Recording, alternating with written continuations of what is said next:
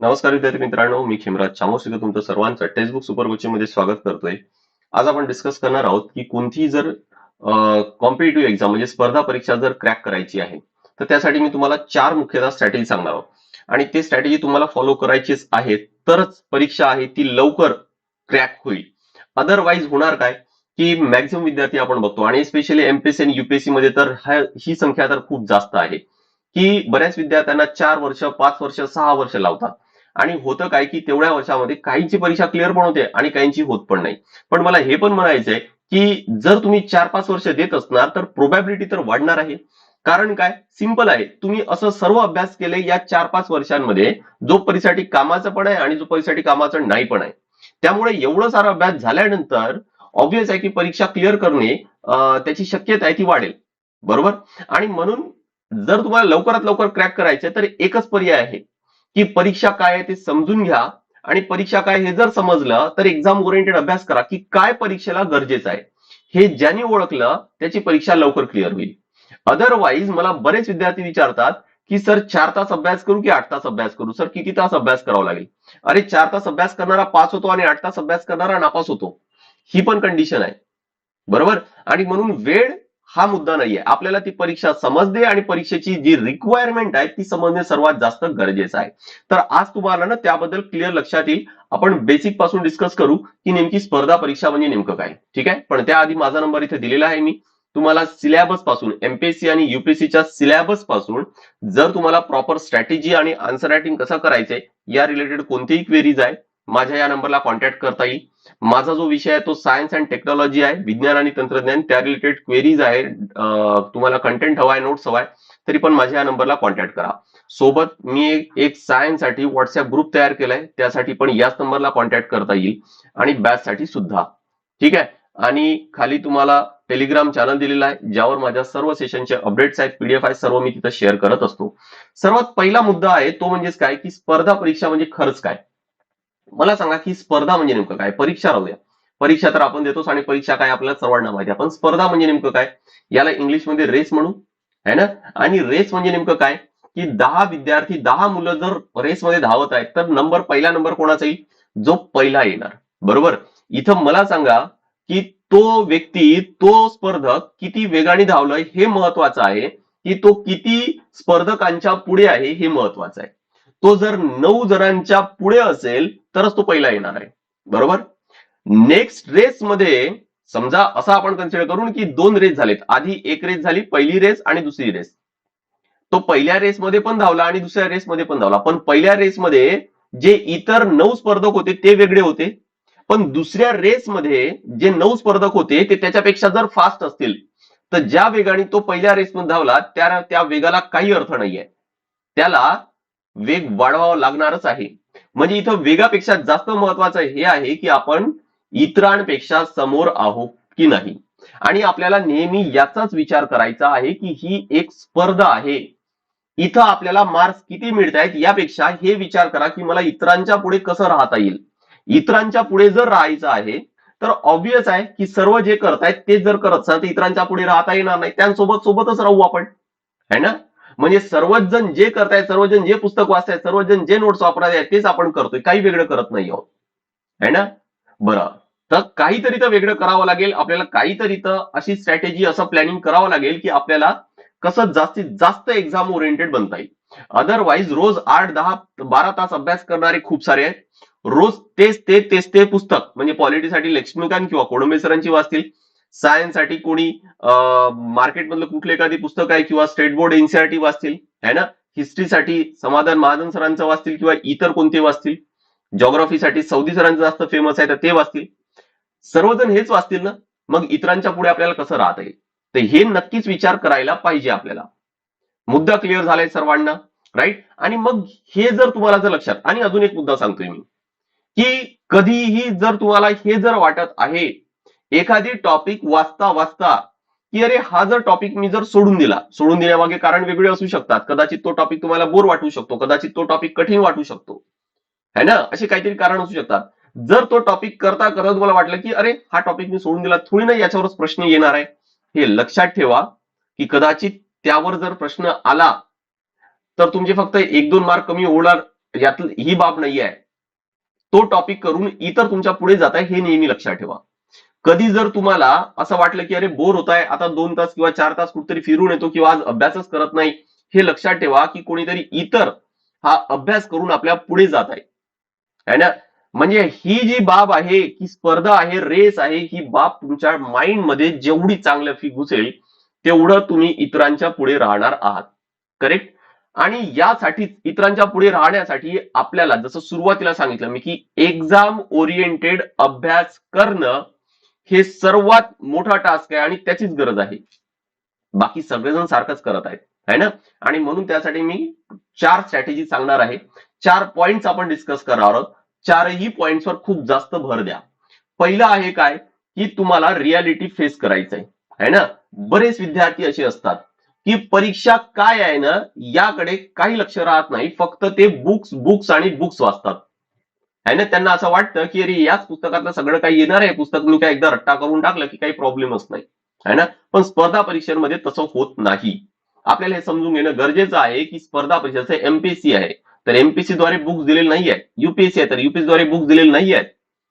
ते कोणीतरी माझ्यासारख्या एखाद्या व्यक्तीनेच पुस्तक लिहिलेले आहेत आणि तिथून काही आयोग तर माझी पुस्तक वाचून किंवा इतरांची पुस्तक वाचून प्रश्न तर काढणार नाहीये, है ना. त्यामुळे एक लक्षात ठेवा की आपल्याला रियालिटी फेस करायची. आता रियालिटी फेस करायचे म्हणजेच काय की फक्त पुस्तक वाचल्याने होणार नाही.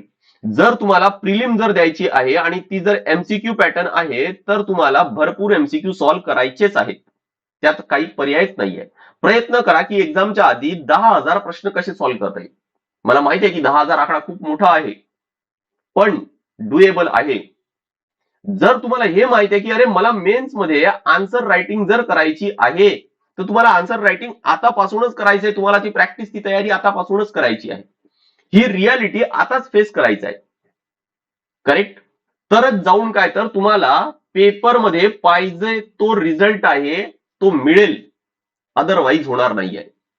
बरं, एमसीक्यू का रॅन्डम कोणतीही करायचे का, आन्सर रायटिंग कोणतीही करायचे का, नाही. मी काय म्हटलं, मी परत परत त्याच गोष्टीवर भर देतोय की एक्झाम ओरिएंटेड अभ्यास करायचे आणि एक्झाम ओरिएंटेड अभ्यास करण्यासाठी पीवायक्यू फार मोठा रोल प्ले करतात. अदरवाईज पोलीस भरती, सरळ सेवापासून युपीएससी पर्यंत सगळ्या परीक्षांमध्ये तुम्हाला पॉलिटी पण आहे, तुम्हाला हिस्ट्री पण आहे, तुम्हाला जॉग्राफी पण आहे, तुम्हाला सायन्स पण आहे, तुम्हाला मॅथ रिझनिंग पण आहे. पण काय सगळ्यांमध्ये काय सारखंच विचारलं जात आहे का? अरे विषय सारखेच आहेत ना, मग काय सारखंच आहे का सर्व? नाही आहे, है ना. आपल्याला सिलेबस मध्ये प्रिलिमचा तुम्ही सिलेबस जनरली उचलून पहा, एवढा वेग आहे, फक्त सामान्य विज्ञान एवढं लिहून दिले, काही नाही आहे, फक्त पॉलिटी एवढं लिहून लिहिलं असणार, बस झालं. मग यात नेमकं काय अभ्यास करायचे, कोणत्या लेवलचा, किती डीप पर्यंत अभ्यास करायचे, ह्या सर्व बाबी तुम्हाला पीवायक्यू लक्षात येईल, है ना. आणि जे म्हटलं मी तुम्हाला, प्रिलिम क्रॅक करायची आहे, भरपूर एमसीक्यू सॉल्व्ह करा. तुम्हाला मेन सॉल्व्ह करायचंय, आन्सर रायटिंग प्रॅक्टिस करा. म्हणजेच तुम्हाला जी रियालिटी आहे ती एक्झामच्या आधी फेस करायचं आहे. प्रयत्न हे पण करा की जसं परीक्षा जवळ येत आहे तस तसा तो जो वेळ आहे परीक्षेला, ज्या वेळेला आपली परीक्षा असते 11 वाजता 12 वाजता जो काही टाइम असेल, तुम्ही जी पण परीक्षा देत असणार त्याच वेळेला तसाचा तसा पेपर टाइम सेट करून पेपर द्यायचा आहे ना. आधीच रियालिटी फेस करा. ही जर तयारी जर तुम्ही जर केली तर नक्कीच परीक्षा क्लिअर होऊ शकते. नेक्स्ट मुद्दा आहे काय की कन्सिस्टन्सी. एक लक्षात ठेवा की हे जे आहे ना, या आपल्या जर्नीमध्ये खूप अप्स अँड डाऊन येतील. खूप असं वाटेल की कधी होईल की नाही, किती सारा मोठा अभ्यास आहे, कधी मोटिवेटेड होणार, कधी डिमोटिवेटेड होणार. पण हे जर तुम्हाला माहित आहे की हे मॅरेथॉन आहे, मॅरेथॉन आहे म्हणजेच काय की तुम्हाला कंटिन्यू धावत राहायचं आहे, है ना, तरच जाऊन रिझल्ट येणार आहे. तुम्ही जर हे जर एक्सपेक्ट करता, म्हणजे कारण काय, आपल्या शाळेमध्ये सवय, कॉलेजमध्ये सवय लागलेली आहे, एक उद्या परीक्षा आहे, आज रात्र मारा, रात्रभर अभ्यास करा आणि उद्या परीक्षा द्या, पास होतोच का, कारण तेच आधी विचारलेले मागच्या 4-5 वर्षाचे प्रश्न आहे, ते पाठांतर करून जा, विषय मोकळा, बरोबर. त्यामुळे असं होऊ शकतं आणि हे आपल्या जनरली सवय आहे. आपण कदाचित अख्खा वर्ष चिल मारणार, परीक्षा जवळ आल्यानंतर मग विद्यार्थी विचारतात की सर आता 3च महिने बाकी राहिले आणि मी सायन्सला हात पण नाही लावले, सर काय करू. सर आता मी नेमकं आता हे 3च महिने राहिले ना, मला परीक्षा क्लिअरच करायची आहे, है ना. पण परीक्षा तिथून क्लिअर होण्याचे, मी हे म्हणणार नाही की क्लिअर होणार नाही, विषय आहे काय की तुमची जी प्रोबॅबिलिटी आहे, तुमचे जे चान्सेस आहेत क्लिअर होण्याचे ते कमी झालेत ना.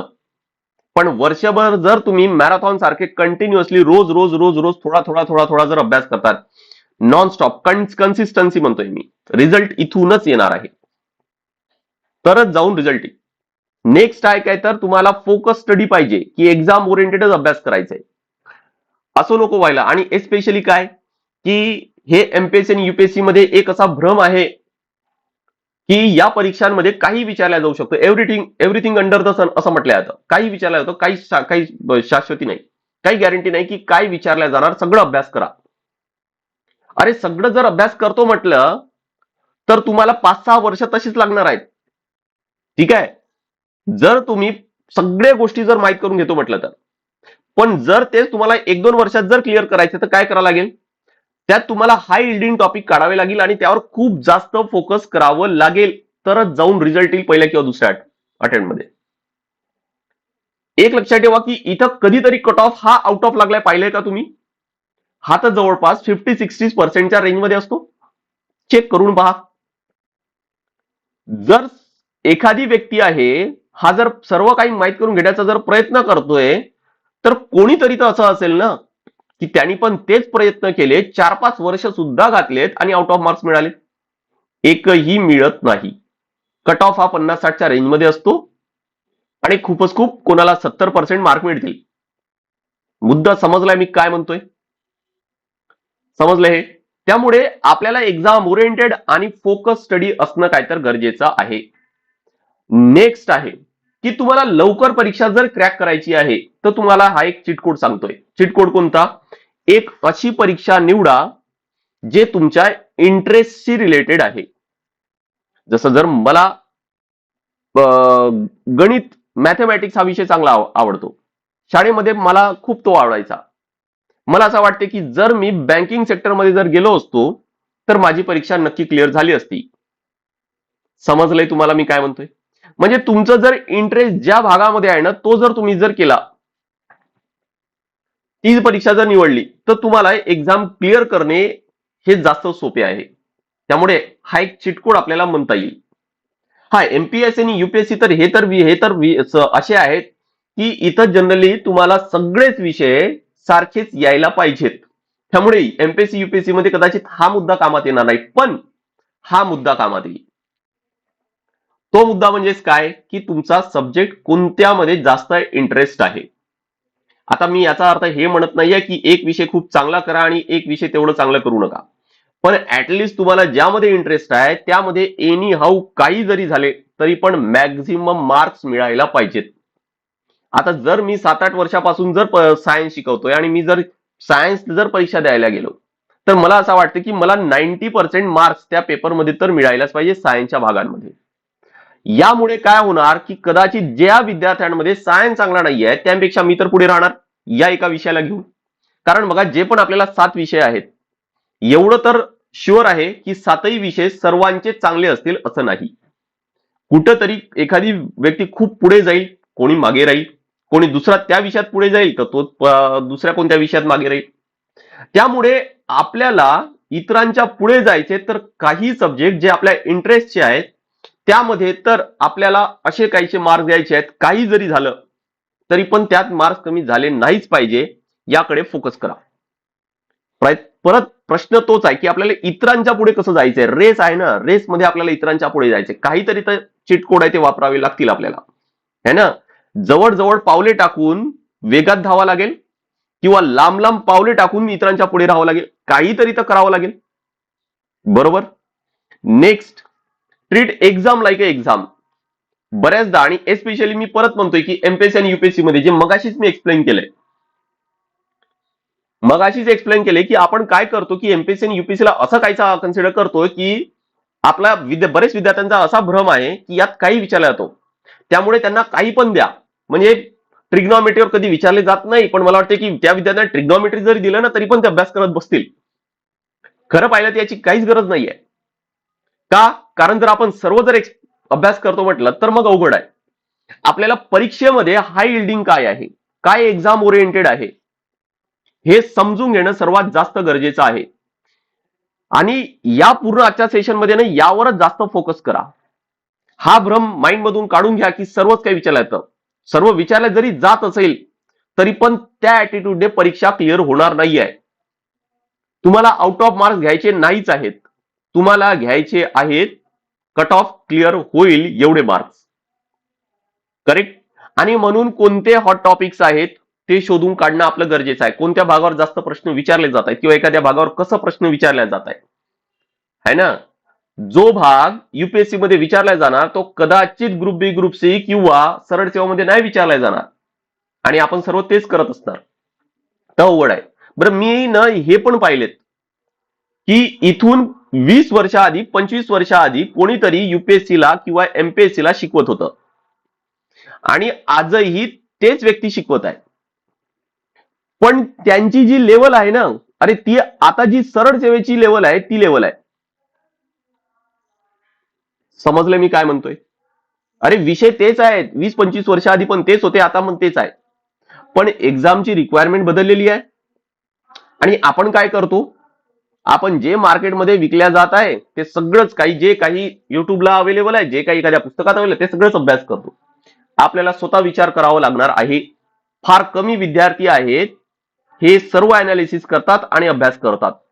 आणि यासाठी प्रयत्न करा की सिलेबस तुम्हाला तोंडपाठ असलं पाहिजे आणि तुम्हाला पीवायक्यू माहित असलं पाहिजे की कसे प्रश्न विचारले जात आहेत.